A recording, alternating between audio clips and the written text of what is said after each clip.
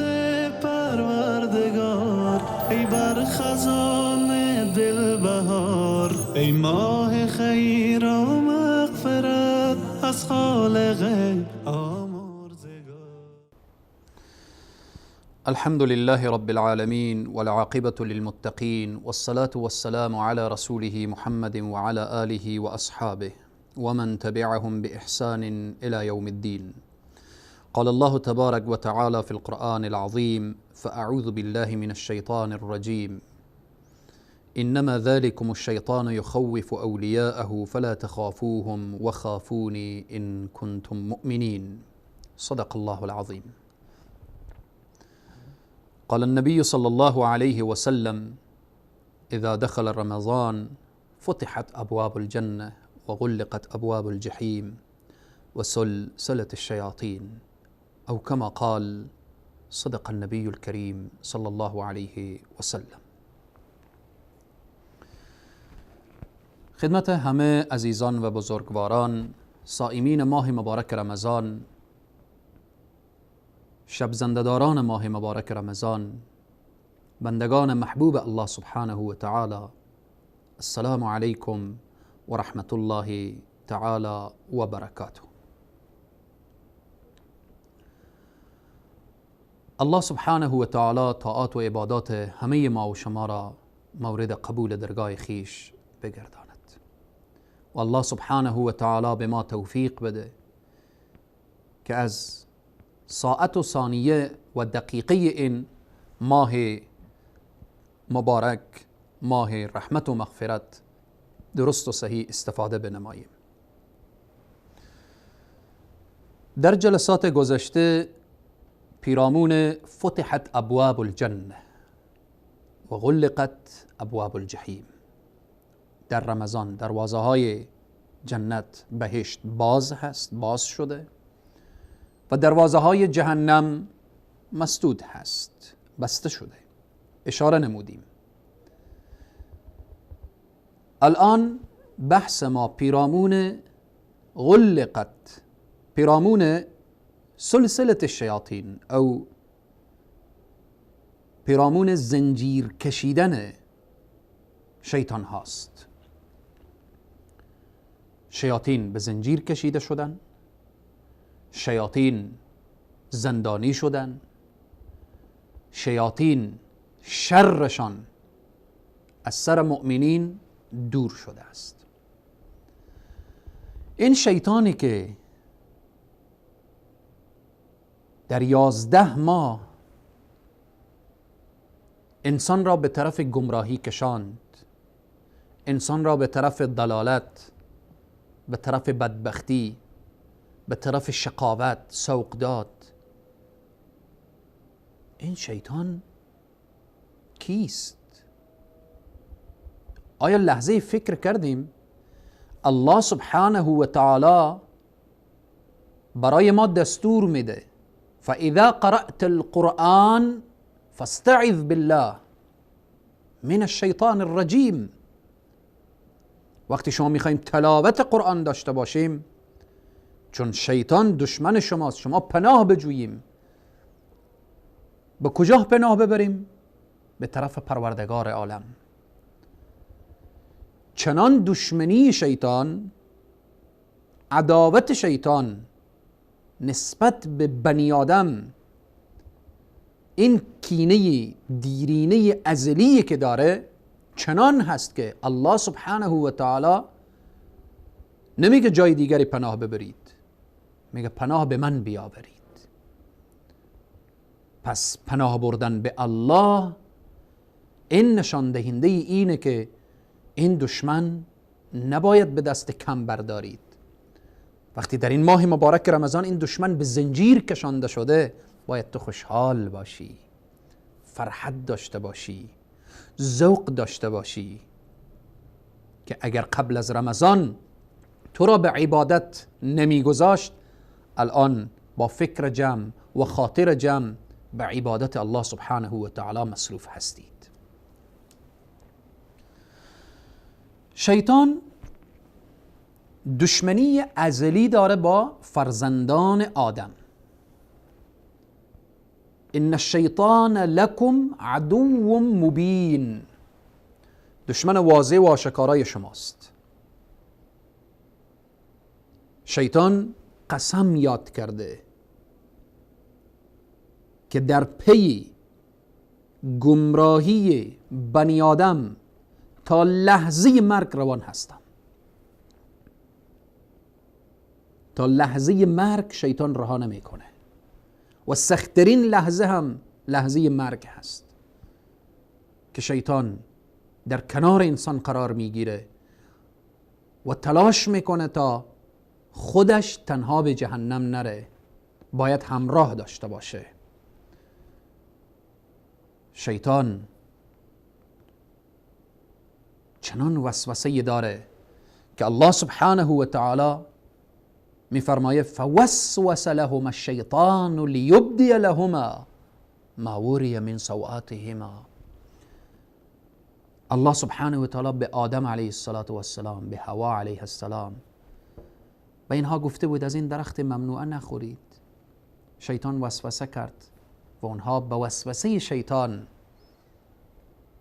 فریب خوردن، از اون درخت ممنوع خورده شد. پس وظیفه شیطان وسوسه هست. سر نماز تو را به وسوسه می اندازه. ماه مبارک رمضان که مسدود و به زنجیر کشیده شده و به زندان افتاده، در بند و قید قرار گرفته، اما باز هم اگر در این رمضان تو عبادت درست و صحیح نداشته باشی، او وساوس شیطانی که قبل از رمضان با تو داشته هنوز در وجود تو تأثیر میگذاره. پس وسوسه شیطان باید انسان این وساوس را از زندگی خود در این ماه مبارک رمضان دور بسازه. وسوسه های شیطانی ویروس هست. در وجود بنی آدم شیطان وسوسه میکنه. در 11 ماه وسوسه کرده. ماه مبارک رمضان ماهیه که باید این وساوس دور بشه، چون شیطان نیست که دیگه وسوسه داشته باشه. اگر انسان به عبادت نپرداخت، درست و صحیح روزه نگرفت، قیام شب نداشت، دعا نداشت، این وساوس دور نمیشه. شیطان دشمن هست و دشمنی میکنه. از جمله دشمنی های شیطان ایجاد خوف، ترس. انما ذلكم الشیطان یخوف اولیاءه، دوستان خود را میترسانه. اگر به جهاد رفتی کشته میشی، شخص نمیره. اگر زکات دادی فقیر میشی، شخص زکات نمیده. اگر حج رفتی سرمایه تو هدر میره، حج نمیره. اگر در ماه مبارک رمضان صدقه دادی، جود و بخشندگی داشتی، سرمایه تو کم میشه. به هر حال میترسانه. وظیفه شیطان هست. الله سبحانه وتعالی میگه فلا تخافوهم وخافونی ان کنتم مؤمنین. از شیطان نترسید، از من بترسید اگر مؤمن هستید. شیطان تجارت و معامله انسان رو خراب میکنه. الشیطان یعدکم الفقر، شیطان وعده فقر میده. و یأمرکم بالفحشاء، کار شیطان چیه؟ وعده فقر دادن. فقیر میشی اگر صدقه دادی. اگر مسجد ساختی فقیر میشی. اگر پول خود را به حافظان قرآن و طلاب علم و ایتام و بیوزنان و فقرا و مستضعفین و اینها مصرف کردید، فقیر میشید. همین وسوسه در ذهن آمد، این وسوسه شیطان هست. و یأمرکم بالفحشاء، شیطان امر میکنه به کارهای زشت. برو بکش، برو بزن، برو دزدی کن، برو ظلم کن، برو بیعدالتی کن، برو رشوت بخور. همه اینها دستورات شیطان هست. نعوذ بالله برو زنا کن، برو قمار بزن، برو شراب بخور. و یأمرکم بالفحشاء، این کار شیطان هست.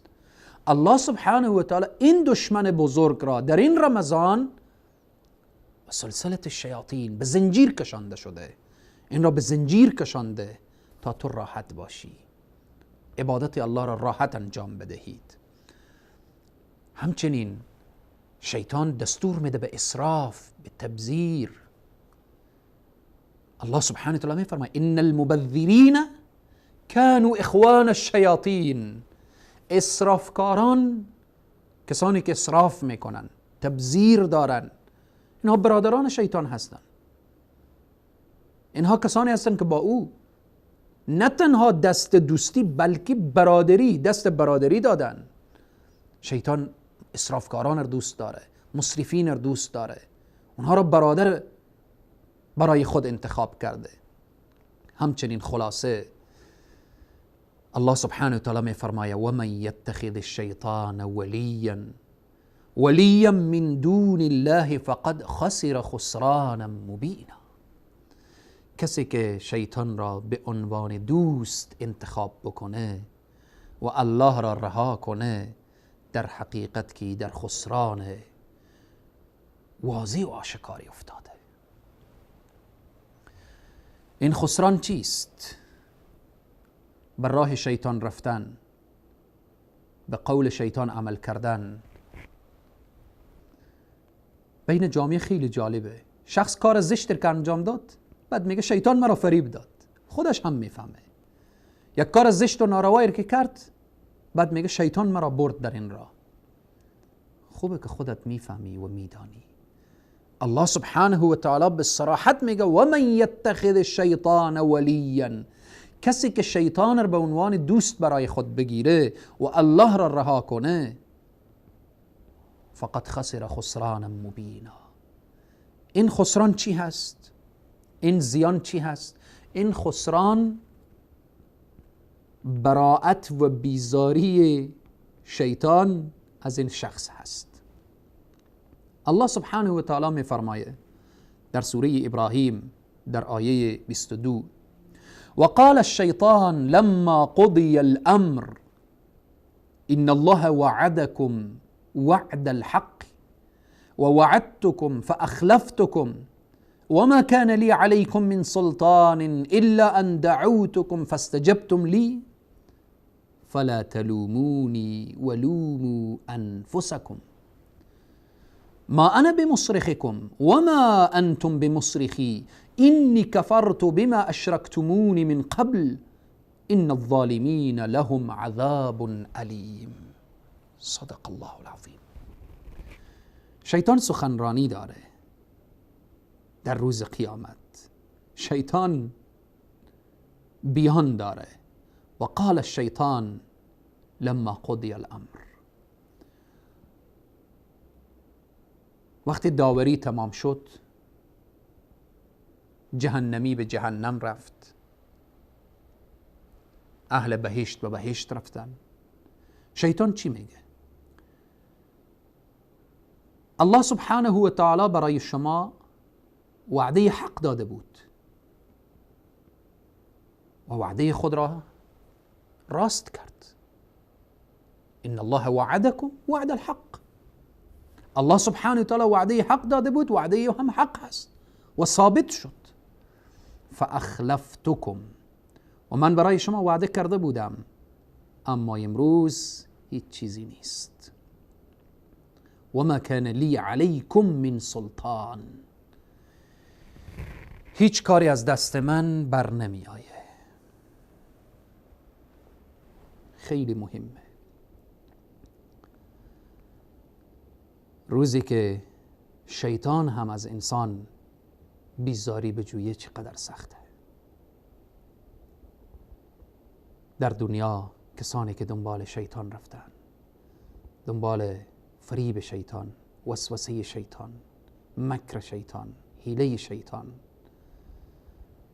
شیطان میگه آنچه که الله وعده کرده بود وعدهش ثابت شد و رسید و او چیزی که من به شما وعده کرده بودم چیزی نیست. هیچ کاری امروز از دست من بر نمی آیه. همه او را ملامت میکنن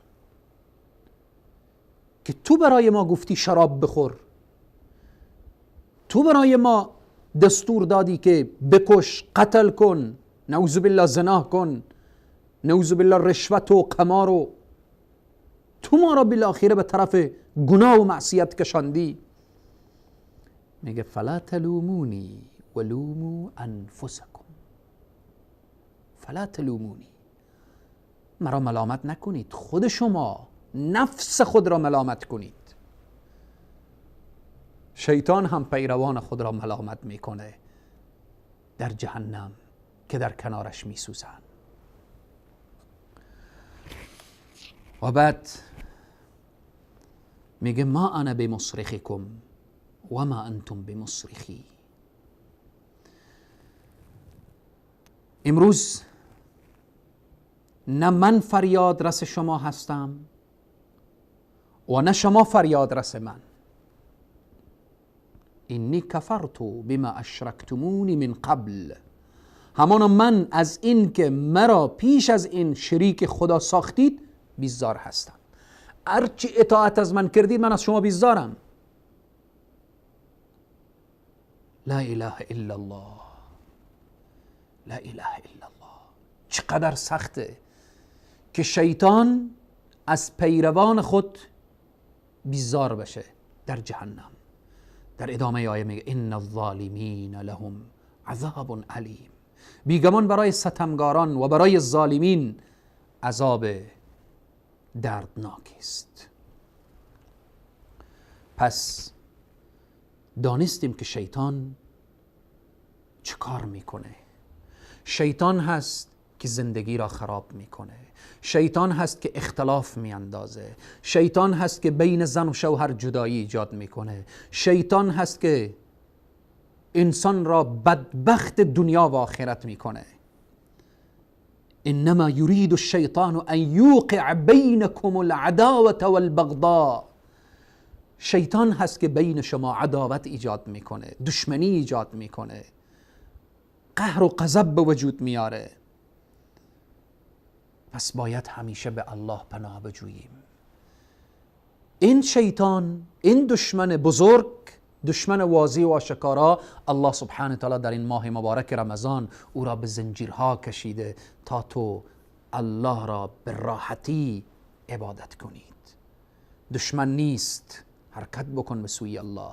دروازه های جهنم مسدوده، حرکت بکن به سوی الله. دروازه های جنت باز مفتوحه، حرکت بکن. جنت باز دروازه هایش، جهنم مسدود، شیطان به زنجیر کشیده شده، حرکت بکن به سوی پروردگار عالم. شیاطین جنی به زنجیر کشیده میشه، اما متوجه باشید که شیاطین انسی به زنجیر کشیده نمی شود. شیاطین انسی کیست و کیا هستند در ماه مبارک رمضان؟ رسانه هایی که می بینیم، رمضان ماه قرآن، ماه صیام، ماه عفو، ماه توبه، هنوز بعضی رسانه ها می بینیم که رقص، پایکوبیه، هنوز می بینیم که فیلم های مبتذله. این اشخاص شیاطین انسی هستند. اینها کسانی هستند که کار شیاطین جنی را هم پیش می برند. اگر اینها توبه نکنن چقدر عذاب سخت دامنگیر اینها میشه. چقدر کسانی که حتی در رسانه ها کار میکنن، شاید روزه داشته باشن، باز هم به برنامه های مبتذل کار کنن، برنامه هایی که از اون برنامه ها بوی ربا هست، بوی قمار هست، بوی فسق و فجور هست، کار کنن. اینها کسانی هستند که از اون روزه خود جز عطش و جز گرسنگی دیگه بهره نمی برن. الله سبحانه و تعالی بر همه ما توفیق بده که از شیاطین جنی و انسی به خدا پناه ببریم. الله توفیق بده به جوانانی که در رسانه ها کار میکنن، خصوصا در دهه اخیر ماه مبارک رمضان، شبهای قدر، شبهای با خیر و با برکت، اینها اعلانات شبهای عید، برنامه های مبتذل خود را میگذارن. الله توبه نسو نصیب ایشان و نصیب همه ما داشته باشه. الله سبحانه و تعالی جامعه ما را از گزند و آفات شیاطین جنی و انسی حفظ بفرمایه. قل اعوذ برب الناس ملك الناس اله الناس من شر الوسواس الخناس الذي يوسوس في صدور الناس من الجنة والناس. از این سوره دانستیم که شیاطین جنی و انسی وجود داره در رمضان. اگر شیاطین جنی به زنجیر کشیده میشه، ولی شیاطین انسی کار میکنه که الله ایشان را به برکت ماه مبارک رمضان هدایت کنه. اگر قابل هدایت نیستن، الله شرشان را از سر امت اسلامی دور بسازه. تا برنامه بعد همه شما را به خداوند کریم و رحیم می سپارم. و السلام علیکم و رحمت الله تعالی و برکاته. رمضان يا رمضان رمضان يا رمضان رمضان يا رمضان رمضان يا رمضان. ای رحمت پروردگار، ای بر خزان دل بهار، ای ماه خیر و مغفرت از خالق آمرزگار. رمضان یا رمضان رمضان یا رمضان رمضان یا رمضان رمضان یا رمضان. الله یا الله الله یا الله الله یا الله الله یا